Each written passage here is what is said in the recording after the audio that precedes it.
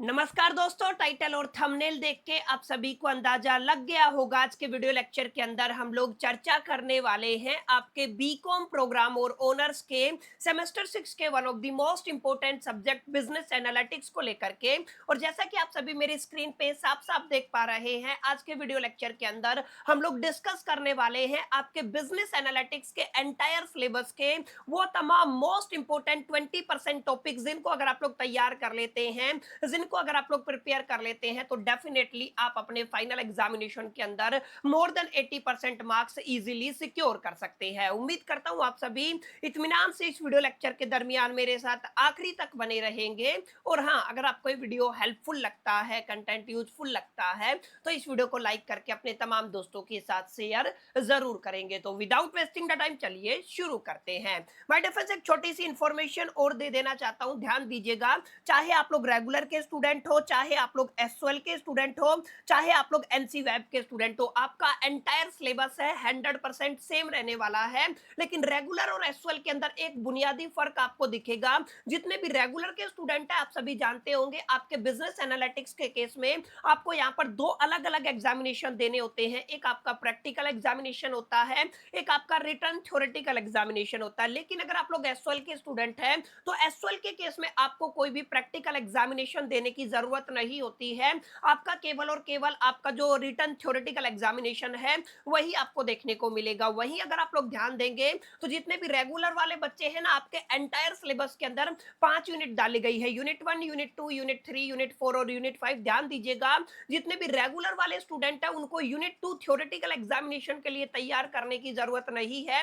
लेकिन अगर आप लोग एसएल के स्टूडेंट हैं, तो आपको पांचों यूनिट प्रिपेयर करनी पड़ेंगी। समझ में आया? यानी कि मोटा मोटा आप लोग ये कह सकते हैं, सर एसएल वाले को अपना पांचों का पांचों यूनिट तैयार करना है, और रेगुलर वालों को केवल unit number 1, unit number 3, unit number 4 और यूनिट नंबर 5 को डिस्कस करना है। और ऐसा ही कुछ हम लोग दोनों बच्चों को अपने कंसिडरेशन में रख करके ना, यहाँ पर तमाम इंपोर्टेंट क्वेश्चंस को काफी डिटेल में जाकर के डिस्कशन करने वाले हैं। उम्मीद करता हूं एक एक जो टॉपिक है, एक एक जो क्वेश्चन मैं आपको बताऊंगा, उसको आप सभी नोट करते चलेंगे और अपने फाइनल एग्जामिनेशन के लिए 101% तैयार करते चलेंगे। अब ध्यान दीजिएगा, यहाँ पे मेरी स्क्रीन के सामने आपको एक पेज दिखाई दे रहा होगा, जहां पे आपको लिखा हुआ है मोस्ट इंपोर्टेंट क्वेश्चन या इंपोर्टेंट क्वेश्चन। अब आपको ध्यान क्या देना है, यहाँ पर हम लोग मल्टीपल क्वेश्चंस को एक्सप्लोर करेंगे।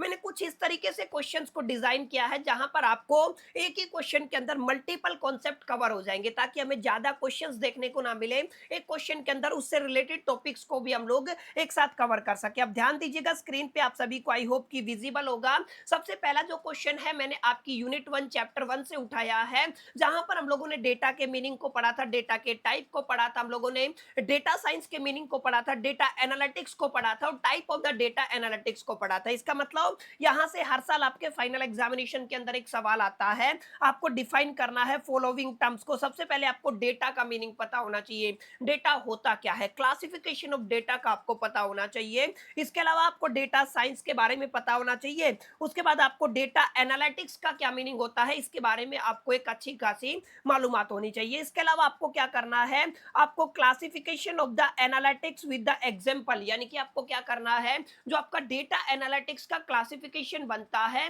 उसको आपको एग्जांपल के साथ एक्सप्लेन करना है। जितने भी आपके डेटा एनालिटिक्स एग्जिस्ट करते हैं या type of the analytics exist करते हैं, उनको आपको एक्सप्लेन करना है। इन शॉर्ट में आपको यहाँ पर मल्टीपल 3 टॉपिक का कॉम्बिनेशन देखने को मिलेगा। डेटा को पढ़ना है, डेटा साइंस को पढ़ना है, डेटा एनालिटिक्स को पढ़ना है, ठीक है। और एक बुनियादी तौर पे सवाल ये भी पूछा जा सकता है, डेटा साइंस और डेटा एनालिटिक्स के बीच में बुनियादी तौर पे क्या फर्क होता है। ध्यान दीजिएगा, अगर आप लोग सेकंड क्वेश्चन की बात करते हैं, तो सेकंड क्वेश्चन आपके एग्जामिनेशन के लिहाज से मैं कहूंगा स्टार क्वेश्चन रहने वाला है। ये क्वेश्चन आपके टाइप ऑफ द डेटा के बिहा पे या क्लासिफिकेशन ऑफ द डेटा के बिहा पे पूछा जाता है। आप सभी ने पढ़ा होगा, मैंने आपके फर्स्ट यूनिट के दरमियान आपको पढ़ाया था, जब भी आप लोग क्लासिफिकेशन ऑफ डेटा की बात करते हैं ना, तो वहां पर आपको देखने को मिलता है कैटेगरी वाइज डेटा होता है, एक न्यूमेरिकल वैल्यू वाइज डेटा होता है।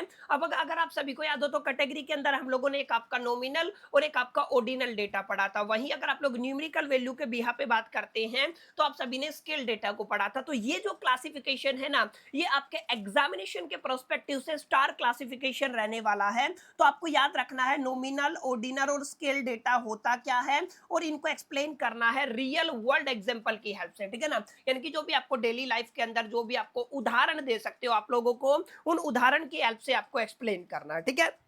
चलिए आगे बढ़ते हैं। अगला जो तीसरा क्वेश्चन है वो भी काफी अहम, इंपॉर्टेंट और जरूरी रहने वाला है। आपकी यूनिट 1 का ही पार्ट है, जहां पर आपको पता करना है सर बिग डेटा होता क्या है, बिग डेटा की एप्लीकेशंस क्या है, बिग डेटा के अंदर क्या क्या चैलेंजेस होते हैं, और सबसे ज्यादा रिपीटेड सवाल है सर बिग डेटा के कैरेक्टरिस्टिक्स क्या होते हैं। समझ में आया? यानी कि आप लोग क्या कह सकते हैं, आपको यहाँ पे पूछा गया characteristic of the big data क्या होता है, 3 एप्लीकेशंस को एक्सप्लेन करना है, और आपको लिस्ट एंड एक्सप्लेन करना है कोई भी 4 challenges in the data analytics. समझ में आया? बिग डेटा से जुड़े हुए ये आपके क्वेश्चन, बिग डेटा से जुड़ा हुआ क्वेश्चन, और आपका नॉमिनल, ऑर्डिनल और स्केल जो डेटा है उससे जुड़ा हुआ क्वेश्चन 101% आपके फाइनल एग्जामिनेशन के अंदर इस बार रिपीट होने की प्रोबेबिलिटी, पॉसिबिलिटी और संभावना बता रहा है। तो please please please make sure करके जो भी मैं आप सभी के सामने ये इवेल्युएशन करके लेके आया हूं ना, इस पे आपको ब्लाइंडली ट्रस्ट करना है और आपको एक एक क्वेश्चन को तैयार करना है, ताकि आप अपने फाइनल एग्जामिनेशन के अंदर न केवल पास हो सके बल्कि बेहतर मार्क्स सिक्योर कर सके। बहरहाल आगे बढ़ते हैं। अब ध्यान दीजिएगा, ये जो आपका बेसिकली अगला क्वेश्चन है ये आपका क्लीन डेटा से रहेगा।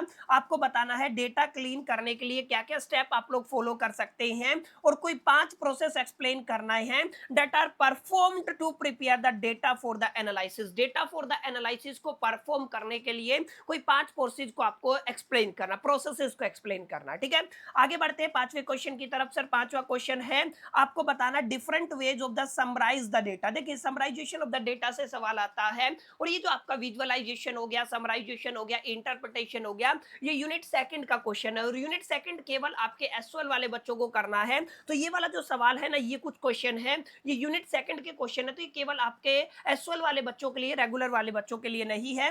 आपको कुछ एग्जांपल देना है और आपको बताना है जो आपका एनालिसिस आउटलायर के अंदर इसका इंपॉर्टेंस क्या होता है, कैसे आप लोग इसको डन करते हैं। ये आपके कुछ आपके यूनिट 1 भी कंप्लीट हो गया, यूनिट 2 भी कंप्लीट हो गया। अब ध्यान दीजिएगा यूनिट 3 से आपका सवाल है। रिसेंटली अभी अभी थोड़ी देर पहले मैंने अपने चैनल के ऊपर, ऑफिशियल चैनल बीकॉम कॉर्नर के ऊपर आपका यूनिट 3 का वन शॉट लिया है। वहां पर मैंने आपको बताया था आर लैंग्वेज होता क्या है, आर लैंग्वेज का इंपॉर्टेंस क्या होता है, बिजनेस एनालिटिक्स के अंदर किस तरीके से हेल्प करता है, और आर पैकेज को कैसे इंस्टॉल करना, आर को कैसे इंस्टॉल करना है, आर स्टूडियो को कैसे इंस्टॉल करना है।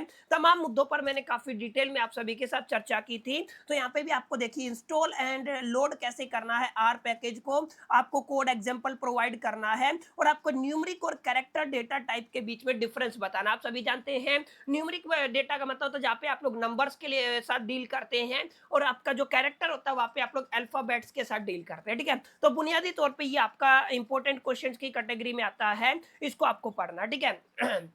इसके अलावा यूनिट 3 के अंदर ही आर लैंग्वेज के अंदर मैंने आपको पढ़ाया था there are the functions that are existing in the R, और there are the 2 type of the function, first is inbuilt function and second is user defined function. तो यहां से एक क्वेश्चन यूजर डिफाइंड फंक्शन से पूछा गया है, और ध्यान रखिएगा आप स्क्वायर कैसे कैलकुलेट करते हैं, मैंने बताया था उसका एक शॉर्टकट क्या है या कमांड क्या है। इसके अलावा आपको बताना है किस तरीके से आप लोग सीएसवी फाइल को, देखिए एक एक्सेल फाइल होता है स्प्रेडशीट की हेल्प से, एक आपका सीएसवी फाइल होता है, दोनों को कैसे इंपोर्ट करना है ये मैं पहले भी आपको बता चुका हूं, ठीक है। इसके अलावा आपको बताना है relation and the to logical operation in the R. खैर ये एक बेसिक बात है, ठीक है। इसके अलावा सबसे जरूरी सवाल है आपका यूनिट 3 से ही, जो कि हम लोग अपने यूनिट 3 के वन शॉट के 5 सेकंड के अंदर कवर करेंगे। आपको बताना है वेक्टर और मैट्रिक्स आर के अंदर दो इंपॉर्टेंट टर्मिनोलॉजी है, एक आपका वेक्टर है, एक आपका मैट्रिक्स है। दोनों के बीच में बुनियादी तौर पे क्या फर्क होता है, दोनों को आपको डिफरेंशिएट करना है by the using the example. आपको एग्जांपल एग्जाम्पल का इस्तेमाल करके ना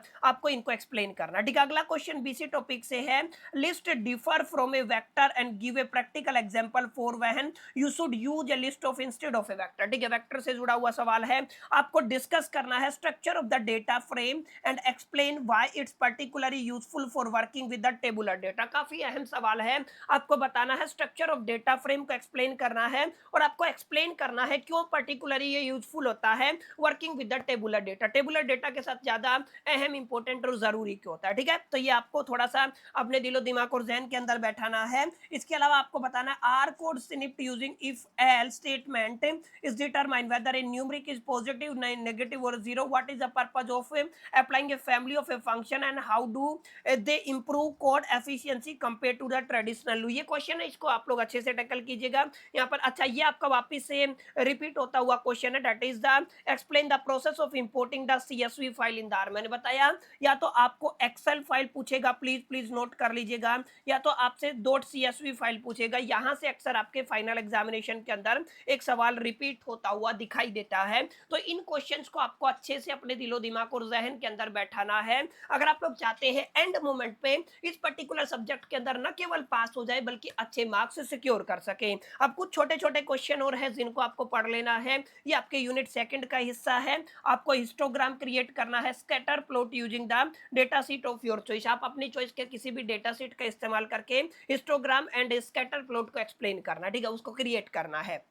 अगला क्वेश्चन क्या है, what is the difference between the variance and the standard deviation. Example के साथ बताना। देखिए, बिजनेस स्टैटिस्टिक के अंदर आप सभी ने पढ़ा होगा वेरिएंस क्या होता है और स्टैंडर्ड डेविएशन क्या होता है, उसको आपको यहाँ पे एक्सप्लेन करना है। How do the covariance and the correlation differ. देखिए, कोवेरिएंस और कोरिलेशन किस तरीके से डिफर करते हैं आपको एग्जांपल की हेल्प से एक्सप्लेन करना है। समझ में आई मेरी बात। तो इस तरीके के सवाल अक्सर आपके फाइनल एग्जामिनेशन के अंदर देखने को मिलते हैं।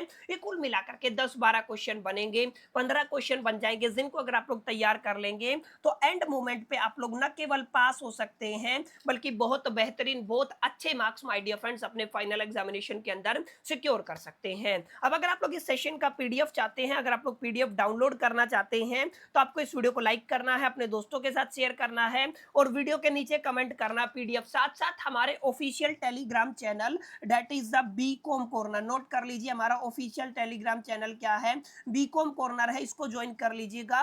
वहां पर पिन जो आपके मैंने मैसेज किए हुए हैं अपने टेलीग्राम चैनल के ऊपर, वहां पर आज मैं इस पीडीएफ को अपडेट करा दूंगा आप लोगों को। वहां से इजीली इस पीडीएफ का डाउनलोडेबल लिंक मिल जाएगा, आप लोग इसको डाउनलोड करके प्रिंट करा सकते हैं और अपने फाइनल एग्जामिनेशन की प्रिपरेशन को नेक्स्ट लेवल के ऊपर लेके जा सकते हैं। तो माय डियर फ्रेंड्स, ये छोटा सा वीडियो था, उम्मीद करता हूं छोटा सा वीडियो आपको पसंद आया होगा, सेशन आपको अच्छा लगा होगा। वीडियो अच्छा लगा तो इस वीडियो को लाइक जरूर कर दीजिएगा, दोस्तों के साथ शेयर करना मत भूलिएगा। पहली दफे चैनल पे आए हैं तो सब्सक्राइब करके बेल आइकन को जरूर प्रेस कर दीजिएगा। इस वीडियो के अंदर इतना ही, मिलते हैं नेक्स्ट वीडियो के अंदर। जब तक के लिए मैं तो सोल the best, till the keep learning.